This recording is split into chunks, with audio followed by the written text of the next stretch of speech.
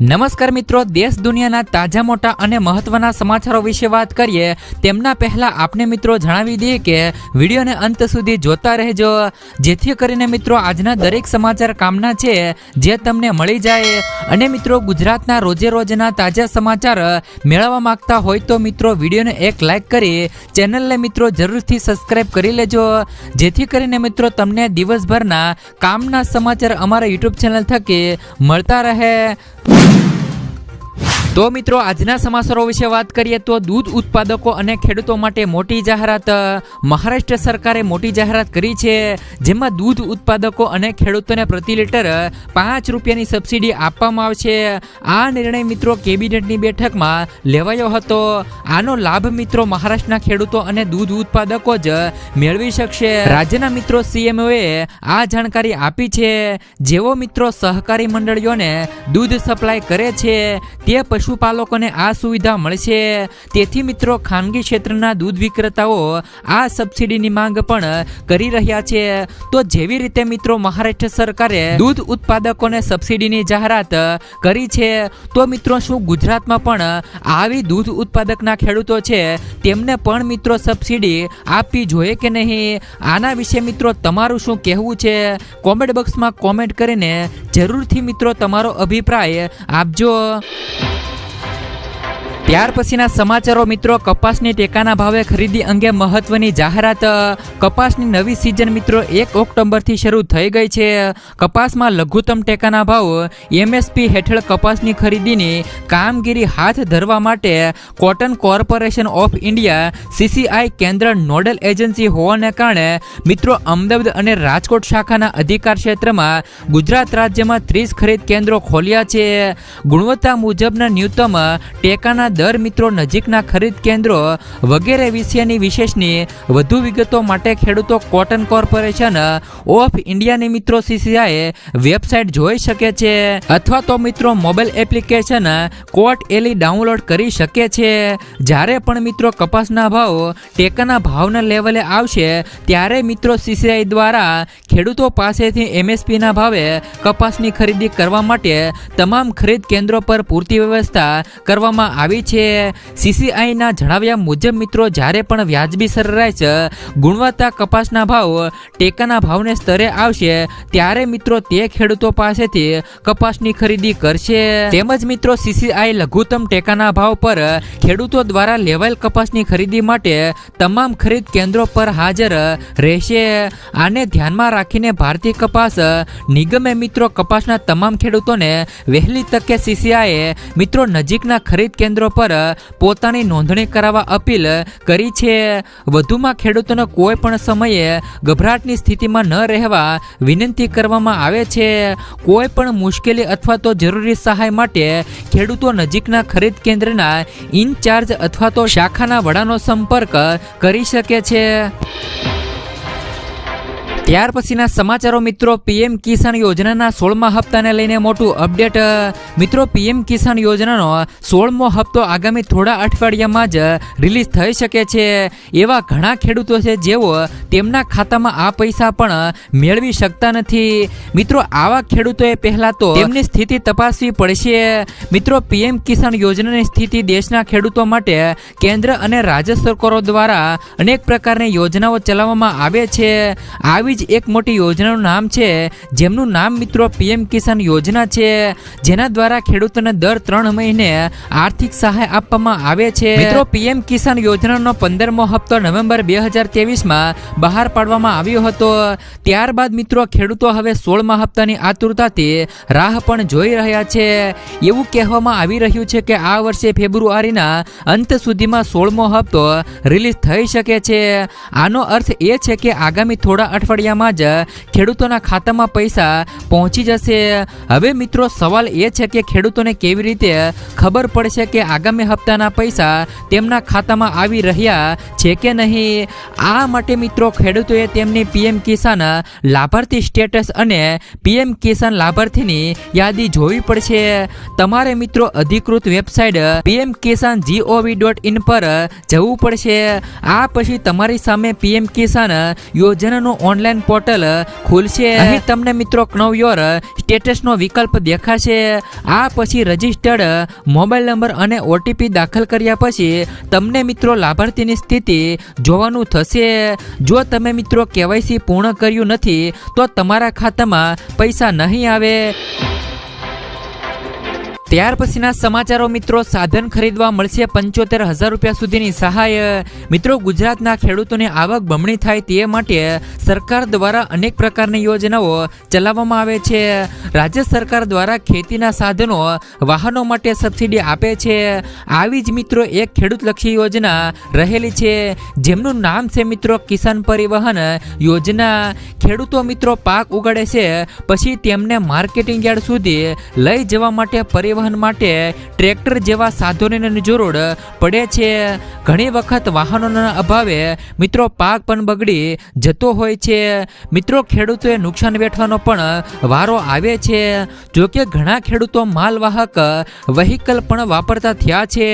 ત્યારે મિત્રો સરકાર દ્વારા કિસાન પરિવહન યોજના 2022 બહાર પાડવામાં આવી છે. મિત્રો, આવા વાહન ખરીદવા માટે સરકાર તરફથી સબસિડી પણ આપવામાં આવે છે.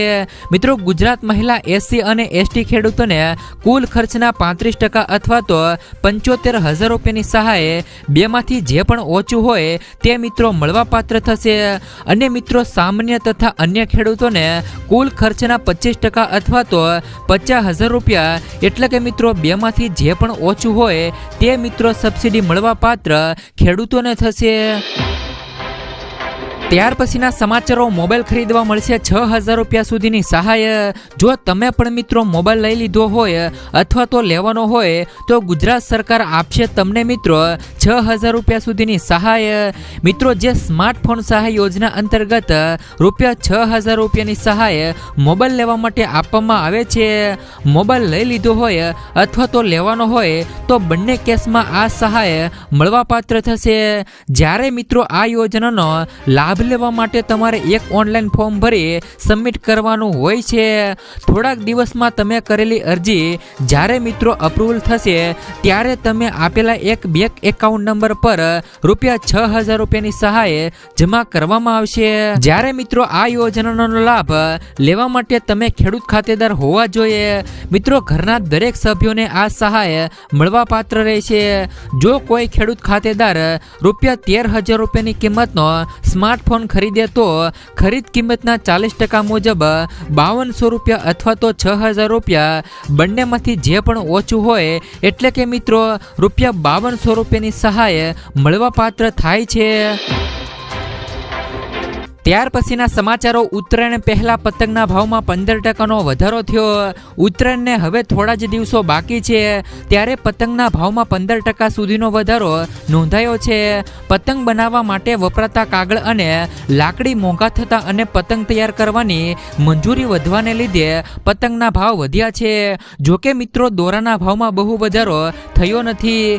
ગત વર્ષે 300 થી લઈ 500 રૂપિયામાં 100 નંગ પતંગ મળતા હતા, જે મિત્રો આ વર્ષે 350 રૂપિયાથી લઈ 550 રૂપિયા સુધીનો ભાવ પહોંચી ગયો છે. ત્યાર પછીના સમાચારો મિત્રો, રેશન કાર્ડમાં નામ ઉમેરવાની ઓનલાઈન પ્રક્રિયા. મિત્રો, ખાદ્ય પુરવઠા અને મિત્રો લોજિસ્ટિક્સ વિભાગની સત્તાવાર વેબસાઇટ પર જાઓ. જો તમારે પણ મિત્રો રેશન કાર્ડમાં ઓનલાઈન નામ ઉમેરવું છે તો તમે મિત્રો આ રીતે અપ્લાય ઓનલાઈન કરી શકો છો. પહેલા તો મિત્રો ખાદ્ય પુરવઠા અને લોજિસ્ટિક્સ વિભાગની સત્તાવાર વેબસાઇટ પર જાઓ અને મિત્રો ત્યારબાદ લોગિન કરો અને સભ્યનું નામ ઉમેરવાના વિકલ્પ પર ક્લિક કરો. હવે મિત્રો નવા પેજ પર એક એપ્લિકેશન ફોર્મ દેખાશે. બધી માહિતી ભરો અને જરૂરી દસ્તાવેજો અપલોડ કરો. ઉપરાંત મિત્રો દસ્તાવેજો અપલોડ કર્યા પછી સબમિટ વિકલ્પ પર ક્લિક કરો. તમને મિત્રો એક રસીદ નંબર મળશે જેનાથી તમે મિત્રો સ્ટેટસ ચેક કરી શકશો. ત્યાર પછીના સમાચારો જોઈએ તો મિત્રો સુરતના વેપારીએ બનાવી રામાયણ સાડી. મિત્રો 22 જાન્યુઆરીના રોજ અયોધ્યામાં રામ મંદિરનો પ્રાણ પ્રતિષ્ઠા મહોત્સવ યોજાશે. દેશભરથી લોકો અનોખી ભેટ રામલલ્લાને મોકલી રહ્યા છે. તેવામાં મિત્રો સુરતના એક વેપારીએ રામાયણ થીમ ઉપર સાડી બનાવી છે. આ સાડી અયોધ્યા મોકલવામાં આવશે અને મિત્રો રામલલ્લાને આ સાડી મિત્રો સુપ્રત કરવામાં આવશે. સાડીમાં રામાયણની તમામ ઘટનાઓનું વર્ણન છે, જેમાં મિત્રો રામ જન્મથી લઈ વનવાસ, સીતાહરણ, હનુમાન મિલાપ અને મિત્રો લંકા દહન અને અયોધ્યા મિત્રો વાપસીનું વર્ણન પણ કરાયું છે. ત્યાર પછીના સમાચારો પરીક્ષાની તારીખમાં થયો ફેરફાર. ગુજરાત યુનિવર્સિટીની પરીક્ષાની તારીખમાં ફેરફાર કરાયો છે. પ્રાપ્ત થતી માહિતી મુજબ ગુજરાત ગ્લોબલ વાઇબ્રન્ટ સમિટને કારણે પરીક્ષાની તારીખમાં ફેરફાર કરવામાં આવ્યો છે. BA, BCom, BBA, MA મિત્રો MComની પરીક્ષાની તારીખમાં ફેરફાર કરાયો છે. 9 અને 10 જાન્યુઆરીએ યોજનાર પરીક્ષા હવે આગામી 17 અને 18મી જાન્યુઆરીના રોજ લેવામાં આવશે. ત્યાર પછીના સમાચારો મિત્રો લાંચ નહીં, ફરિયાદ સાથે પુરાવા આપો.